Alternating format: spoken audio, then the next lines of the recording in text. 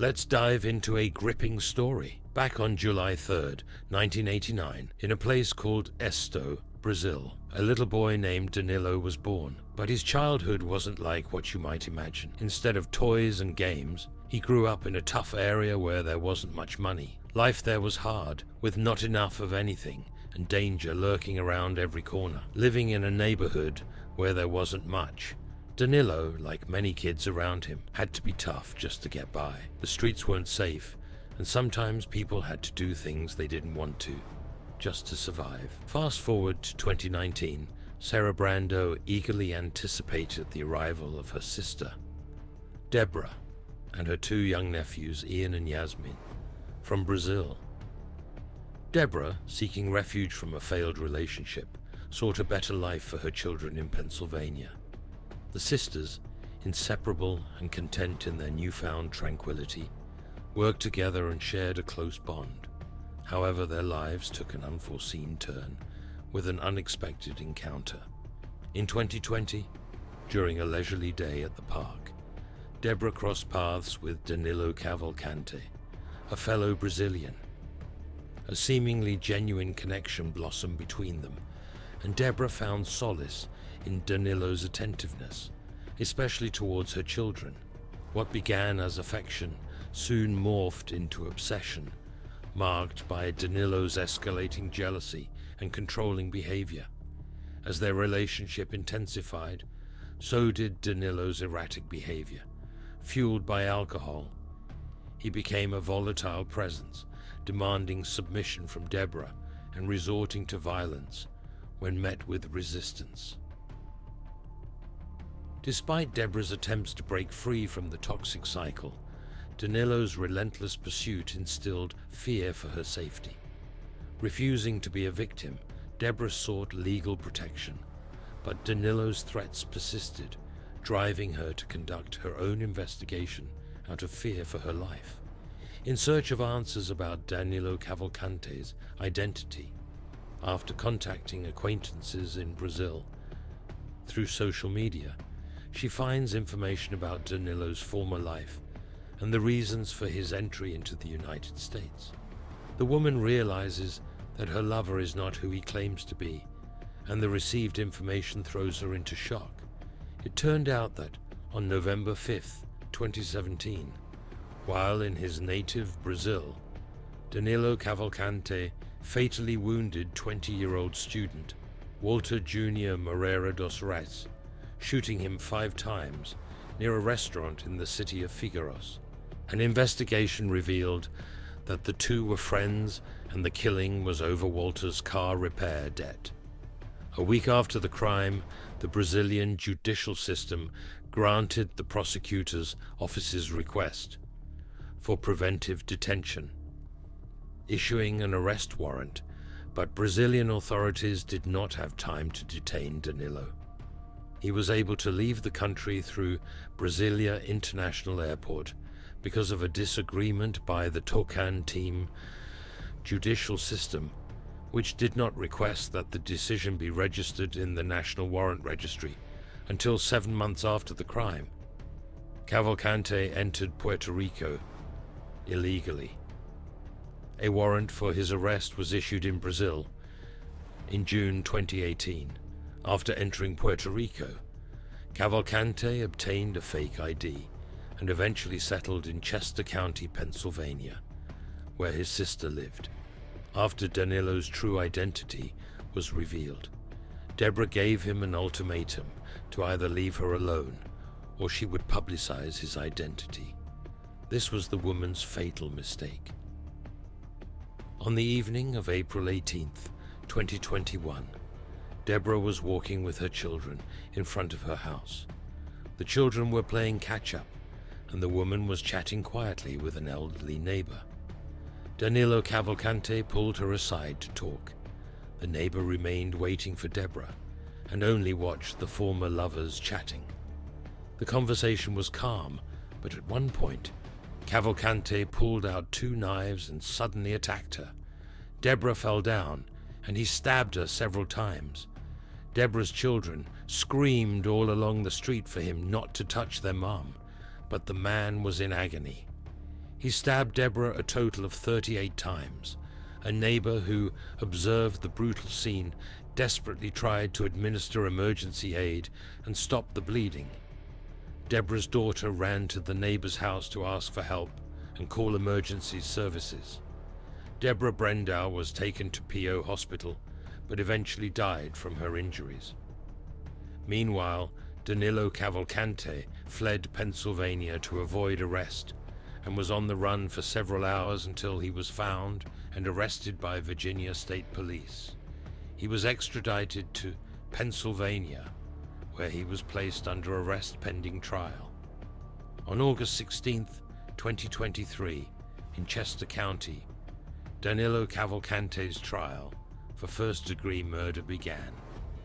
The investigation revealed that Cavalcante refused to accept the end of their relationship and had intimidated Deborah since 2020 with regular domestic violence. During Cavalcante's trial, Deborah's crying child testified, recalling over and over again the horrifying events of that bloody day. It took the jury only 15 minutes to reach a guilty verdict. Cavalcante was sentenced to life in prison without the possibility of parole. After the verdict was announced, Cavalcante was sent to the Chester County Jail in Poughkeepsie, where he was awaiting transfer to a federal prison. But on August 31, 2023, at about 9 a.m., he escaped from the Chester County Jail. Using a chimney like Spider-Man, he went up across the wall between two cramped hallways and so ascended through the chimney to the roof. Deftly bypassing the barbed wire fences, he escaped. Surveillance footage showed the prisoner in the narrow space between two walls in the exercise yard. He put his arms and legs on either side and walked upwards. He then ran across the roof, climbed over the fence, and pushed through the barbed wire to freedom. Prison officials were very aware of all the vulnerabilities that had been identified in the prison after Igor Bolt's escape, and believed that they had been addressed.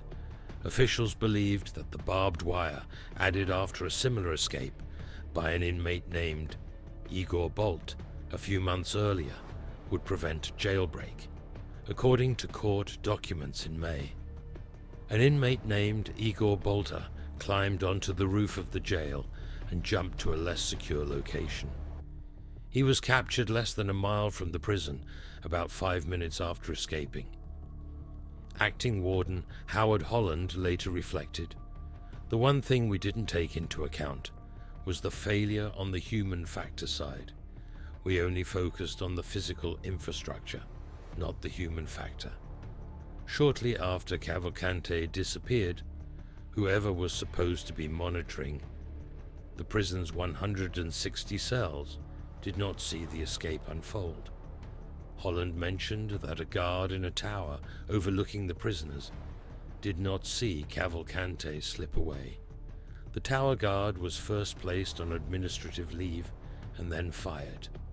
Urgently, the prison was closed and the search for the particularly dangerous criminal began. Alerts flooded the area. Danilo Cavalcante, age 33, black hair, possibly armed, and very dangerous. The escape of this dangerous killer from state prison garnered significant publicity. The search for the fugitive was broadcast daily on all media channels. After a few hours of the escape, Cavalcante was spotted walking along a road about 2 miles west of the prison. With the help of reports from local residents, he was spotted using a surveillance camera in the early morning hours of September 2nd. Police set up a search perimeter around the area, securing roads and railroads to prevent Cavalcante's potential escape. A $10,000 reward was put up for any information leading to his capture. Authorities began searching within 2 miles of the jail in the heavily wooded area of Poughkeepsie, Bourne Township, and Chester County. A local resident spotted the fugitive in a creek bed just days after the escape, but he fled into the woods before police could find him. The search continued, with the perimeter expanding as days passed.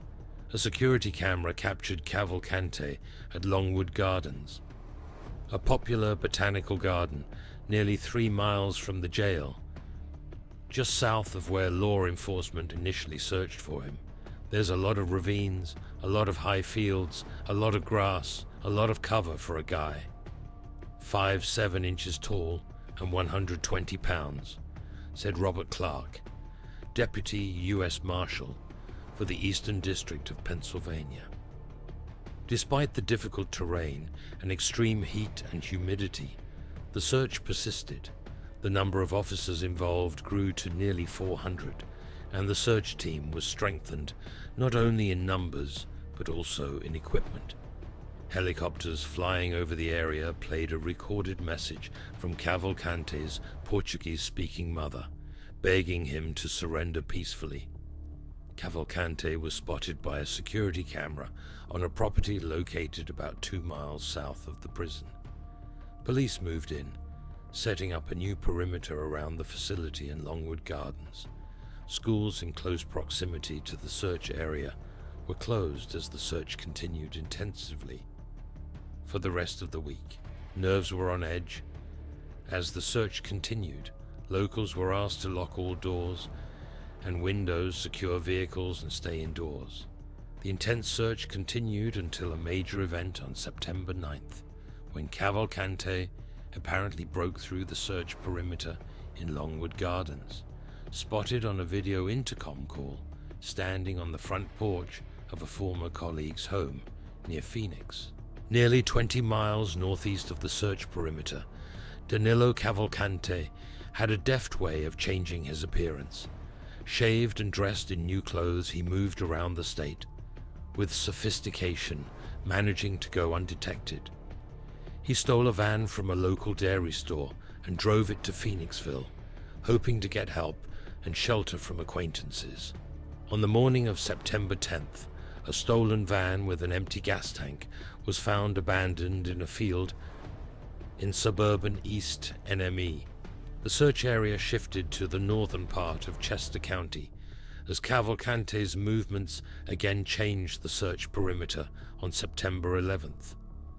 He was added to the Interpol list, and authorities increased the reward for information on his whereabouts. That same night, emergency services received a call from a local resident reporting a break-in. The homeowner was forced to open fire in self-defense, shooting him 7 times. However, Cavalcante managed to escape, stealing a .22 caliber rifle with a scope and flashlight from the home. Police arrived on the scene to find Cavalcante's sweatshirt and shoes nearby.